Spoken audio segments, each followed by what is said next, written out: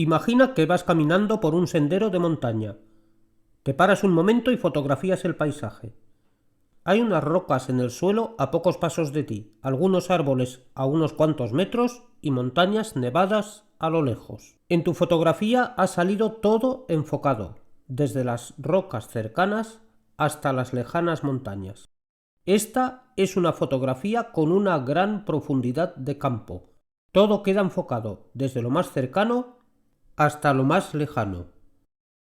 La profundidad de campo es la zona que queda enfocada en la fotografía, que en este caso es toda. Por cierto, has visto una lagartija tomando el sol en una de las rocas. No te puedes resistir y con gran sigilo te acercas todo lo que puedes y le haces una fotografía. La lagartija ha quedado perfectamente enfocada, pero la roca del fondo, que está a tan solo 1,5 metros, está completamente desenfocada. También está desenfocada la parte de la roca más cercana a la cámara. Es decir, solo tenemos enfocada una parte un poco antes de la lagartija y hasta el mismo animal. Todo lo demás está desenfocado. Esta es una fotografía con una profundidad de campo muy pequeña. Solo queda enfocada una zona pequeña que está a una determinada distancia de la cámara. Hay que remarcar que por detrás de la lagartija hay una zona que también estaría enfocada si es que hubiera algún objeto, pero como no lo hay, en ese espacio no se aprecia. La zona nítida se reparte antes y después del punto donde se enfoca, pero no es igual de amplia por delante que por detrás. Normalmente, antes del punto de enfoque equivale a 1/3 del total y por detrás del punto de enfoque suele equivaler a unos 2/3 del total de la profundidad de campo. ¿Por qué pasa esto? Esto no es más que un efecto óptico derivado de la combinación de varios factores, que vamos a ver enseguida. Si no conocemos cómo funcionan las diferentes combinaciones de esos factores, no podremos controlar la profundidad de campo y no sabremos cómo hacer que el fondo quede enfocado o desenfocado, según queramos, por ejemplo. Estos factores son diafragma.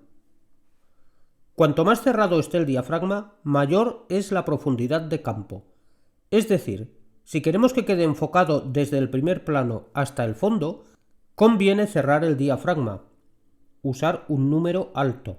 Si queremos que, por ejemplo, al hacer un retrato, el fondo quede desenfocado, usaremos un diafragma abierto, un número bajo, y tomando el punto de enfoque en la persona retratada. También podemos desenfocar el primer plano y enfocar el fondo, tomando el punto de enfoque en algún lugar del fondo. En esta escena, si queremos que solo quede enfocado el primer árbol, usamos un diafragma abierto, 1,8 en este caso. Enfocamos al primer árbol y todo lo demás quedará desenfocado. Más desenfocado cuanto más lejos esté de la cámara. Longitud focal. La longitud focal es una medida de referencia de un objetivo medida en milímetros que nos indica cuánto aleja o acerca la imagen dicho objetivo. Cuantos más milímetros tenga un objetivo, más acerca la imagen, y cuantos menos milímetros tiene, más aleja la imagen. Los objetivos zoom son objetivos que pueden variar la longitud focal. Cuanto mayor es la longitud focal, menor es la profundidad de campo y a la inversa. En esta fotografía hemos utilizado un teleobjetivo de 300 milímetros. Nos proporciona una escasa profundidad de campo. Vemos cómo los ojos están perfectamente enfocados, pero justo detrás del cuello del animal ya no está enfocado. La profundidad de campo es muy pequeña. Por el contrario, los objetivos angulares, en este caso 24 milímetros, proporcionan una profundidad de campo muy grande. Vemos que queda todo enfocado. Distancias relativas. Cuanto más nos acercamos al sujeto que ha de quedar enfocado, menor es la profundidad de campo. Por eso en la fotografía macro, que es el tipo de fotografía que se hace desde muy cerca, la profundidad de campo es mínima. Lo vemos claro en este ejemplo. La mariposa mide solo unos pocos centímetros y, sin embargo, la profundidad de campo no es suficiente para que toda ella salga enfocada. Cuanto más separado esté el sujeto enfocado del fondo, más fácil es conseguir diferenciar el enfoque de ambos. En este ejemplo, la planta está a 1,5 metros de la cámara, mientras que el cerro del fondo está a unos 100 metros. En estas condiciones es muy sencillo conseguir diferentes niveles de enfoque. Tamaño del sensor. El tamaño del sensor de la cámara es crucial en este asunto. Cuanto más pequeño es el sensor, más profundidad de campo ofrece, es decir, más lo enfoca todo. Y a la inversa, cuanto más grande es el sensor, más fácil es conseguir diferentes niveles de enfoque en los diferentes planos.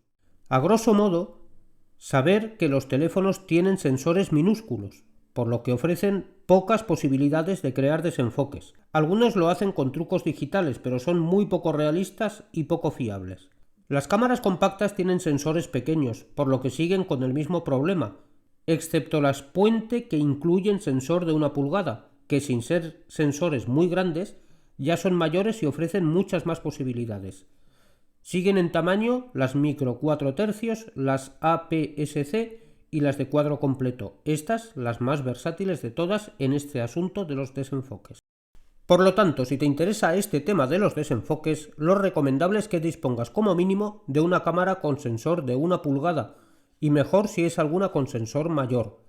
Sin irse a las de cuadro completo, que son bastante caras para la mayoría de los aficionados, las micro 4 tercios y las APS-C ofrecen ya unos resultados sobresalientes en este tema.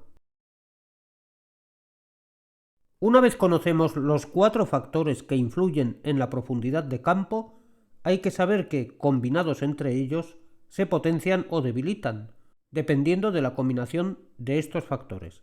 Por ejemplo, una cámara de sensor pequeño poco apta, en principio, para obtener desenfoques, si se acerca mucho al motivo y el fondo está lejos, puede obtener un buen efecto de desenfoque. O en otro caso, un teleobjetivo de 600 milímetros, aunque no disponga de un diafragma muy abierto, al ser de una focal tan larga, podrá obtener también buenos desenfoques.